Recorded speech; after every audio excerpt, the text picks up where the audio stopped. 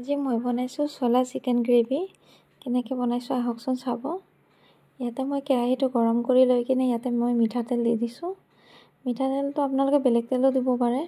মই মিঠাতেল ইউজ কৰিছোঁ আৰু ইয়াতে গোটা জিৰা দিছোঁ, লং অলপমান, দাৰচিনি দিছোঁ। দি কিনে ইয়াতে পিঁয়াজখিনি ঢালি দিলোঁ। পিঁয়াজখিনি মই পাতলকৈ কাটি লৈছোঁ আৰু ইয়াতে তেজপাত দিছোঁ। আদা নহৰু পেষ্টখিনি দি ল'লোঁ। দি কিনে এইখিনি অলপ সময় লাৰি লৈ কিনে ইয়াতে গুড়া মছলাখিনি দি দিম। নিমখ, হালধি, জলকীয়া গুড়ি, ধনিয়া গুড়ি এইখিনি দি দিছোঁ।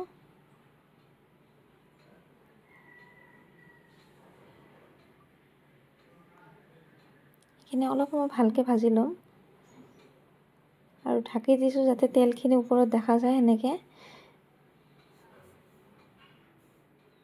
এইখিনি অলপ হৈ অহাৰ পিছতে চিকেনখিনি দি দিলোঁ।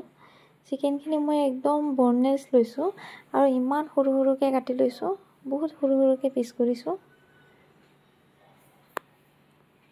এইটো সৰু সৰুকৈ পিচ কৰি খালে ভাল লাগে। এইখিনি ঢাকি অলপ সময় সিজি ল'ব দিম। এইখিনি আধা হোৱাৰ পিছতে মই বুটখিনি এৰি দিলোঁ ইয়াতে।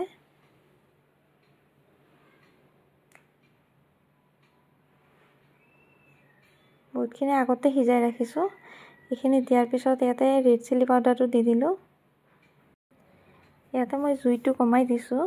এইখিনি ঢাকি কিনে অলপ সময় হ'ব দিম আৰু ইয়াতে অলপ সময় পিছত মই ইয়াতে বাটাৰ দি দিলোঁ। বাটাৰ দিলে খাবলৈ অলপ টেষ্টটো ভাল হয়, আপোনালোকে নিদিলেও হ'ব।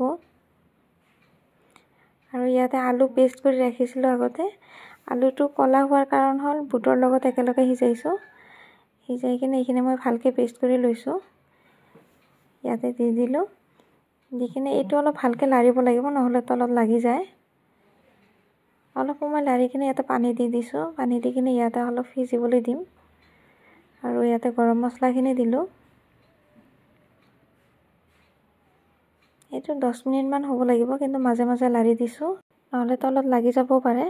আৰু ইয়াতে মই অলপ ধনিয়া পাত দিলোঁ আৰু কেঁচা জলকীয়া দিছোঁ আৰু লাষ্টৰ ফালে অলপমান আকৌ বাটাৰ দি দিলোঁ। খাবলৈ সোৱাদটো হ'ব বেছি। এতিয়া মই জুইখিনি বন্ধ কৰি দিছোঁ। ইয়াতে এতিয়া সজাই লওঁ। ইয়াতে এইখিনি গোটেইখিনি হোৱাৰ পিছত মই ইয়াতে অলপ ধনিয়া পাত আৰু কেঁচা জলকীয়া দুটামান দি দিলোঁ ওপৰত আকৌ। কেনে হৈছে জনাবচোন।